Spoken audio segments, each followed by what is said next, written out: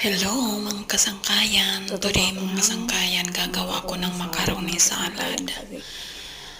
So, may ano na ako dito, kaong na red at saka yung hard coconut siya mga kasangkayan. Akala ko soft siya na coconut.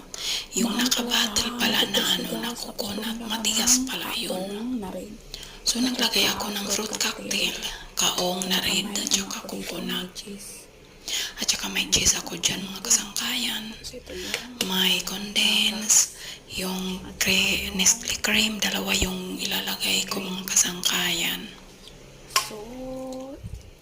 So may mix ko muna mga kasangkayan. Pero depende lang naman yung papaano ginagawa nyo yung paggagawa nyo ng macaroni salad. Ako talaga na miss ko na talaga yung macaroni salad. So that's it mga